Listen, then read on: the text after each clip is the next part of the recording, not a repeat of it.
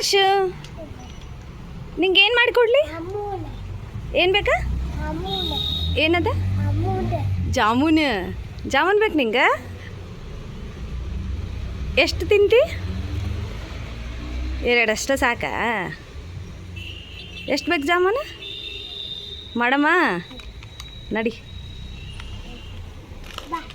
ಎಲ್ಲರಿಗೂ ನಮಸ್ಕಾರ ರೀ. ನಾನು ಇವತ್ತು ಗುಲಾಬ್ ಜಾಮೂನ್ ಮಾಡತ್ತೀನಿ ರೀ. ಗುಲಾಬ್ ಜಾಮೂನ್ ನಾ ಹೆಂಗೆ ಮಾಡ್ತೇನೆ ಅಂಥೇಳಿ ತೋರಿಸ್ತೀನಿ. ಫಸ್ಟ್ ನಾನಿಲ್ಲೇ ಒಂದು MTR ಗುಲಾಬ್ ಜಾಮೂನ್ ಪಾಕೆಟ್ ತೊಗೊಂಡಿನಿ ರೀ. ಇದನ್ನು ಕಟ್ ಮಾಡಿ ಹಿಟ್ಟು ಅಳತಿ ಮಾಡ್ಕೊತೀನಿ. ಫಸ್ಟಿಗೆ ನಾವು ಹಿಟ್ಟು ಕಲಿಸ್ಕೋಬಾರ್ದು ರೀ. ಹಿಟ್ಟಿನ ಭಾಳೊತ್ತು ನೆನಿಬೇಕಂತೇನಿಲ್ಲ, ಒಂದು 5 ನಿಮಿಷ ನೆನೆದ್ರೆ ಸಾಕ್ರಿ.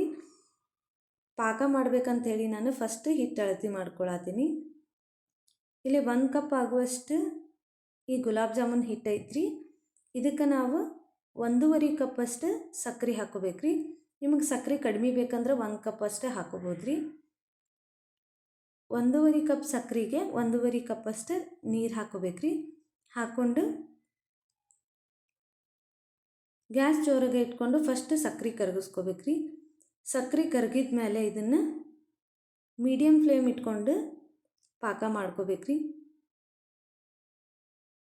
ಆ ಕಡೆ ಸಕ್ಕರೆ ಕರಗಾಕ್ಬಿಟ್ಟು ಈ ಕಡೆ ನಾನು ಹಿಟ್ಟು ಕಲಿಸ್ಕೊಳತ್ತೀನಿ ರೀ. ಹಿಟ್ಟು ಕಲಿಸ್ಕೊಳಕ್ಕೆ ಒಂದು ಅರ್ಧ ನೀರು ಅರ್ಧ ಹಾಲು ಬೇಕ್ರಿ.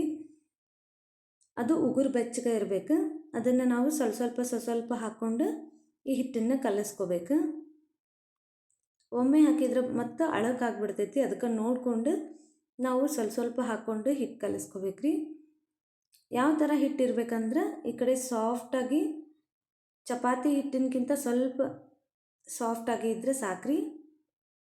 ನಾ ತೋರ್ಸಾತೇನಲ್ಲ ಈ ಹದಕ್ಕಿದ್ರೆ ಸಾಕು. ಇದನ್ನು ಒಂದು 5 ನಿಮಿಷ ನೆನಾಕಿ ಬಿಡ್ಬೇಕ್ರಿ. ಇದನ್ನು ನೆನಾಕಿಟ್ಟು ನಾನು ಪಾಕ ನೋಡ್ತೀನಿ. ಈ ಪಾಕ ಯಾವ ರೀತಿ ಇರ್ಬೇಕಂದ್ರೆ ರೀ, ಸ್ವಲ್ಪ ಎಳೆ ಪಾಕನೂ ಬಂದಿರಬಾರ್ದು, ಹಂಗೆ ಸ್ವಲ್ಪ ಗಟ್ಟಿ ಅನ್ನಿಸ್ಬೇಕ್ರಿ ನಾವು ಕೈಯಾಗ ಹಿಡಿದಾಗ. ಆ ಥರ ಪಾಕ ಬಂದರೆ ಸಾಕು ನೋಡ್ರಿ. ಇಲ್ಲಿ ಪಾಕ ಸ್ವಲ್ಪ ಗಟ್ಟಿ ಅನ್ಸಾತೈತೆ ನಂಗೆ.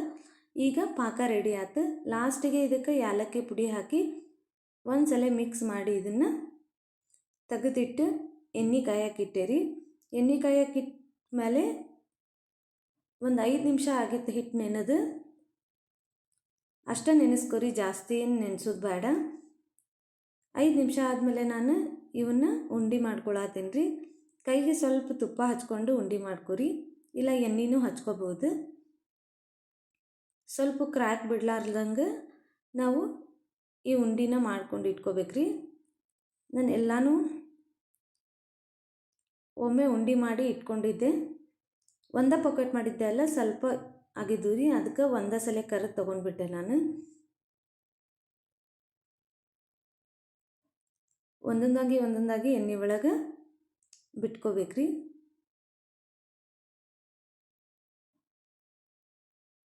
ಇವನ್ನ ಒಮ್ಮೆ ಚಮಚ ಹಾಕಿ ಕೈ ಆಡಿಸ್ಬಾರ್ದ್ರಿ. ಒಂದು ಸ್ವಲ್ಪ ಕಲರ್ ಚೇಂಜ್ ಆದಮೇಲೆ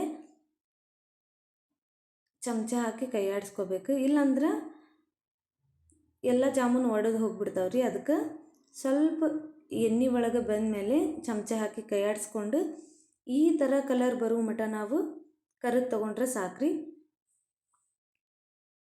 ಇವು ಬಿಸಿ ಇದ್ದಾಗನ, ಪಾಕನೂ ಬಿಸಿ ಇದ್ದಾಗನ ಇವನ್ನ ಪಾಕಕ್ಕೆ ಹಾಕಿಬಿಡ್ಬೇಕ್ರಿ.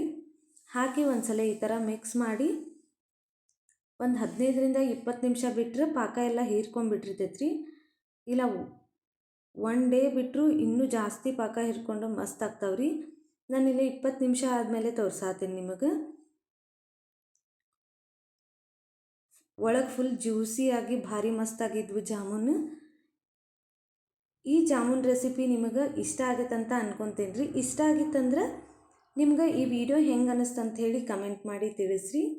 ಜಾಮೂನ್ ಅಂತೂ ರೆಡಿ ಆದವು ರೀ. ಅರ್ಶುಗೆ ಟೇಸ್ಟ್ ಮಾಡಕ್ಕೆ ಕೊಡ್ತೀನಿ ಈಗ.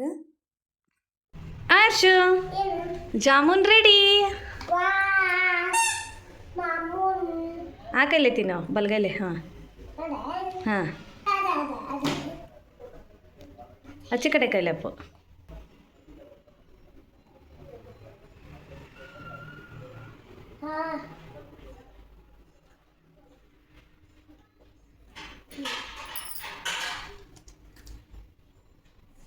ಹೆಂಗಾಗೈತೆ ಜಾಮೂನು?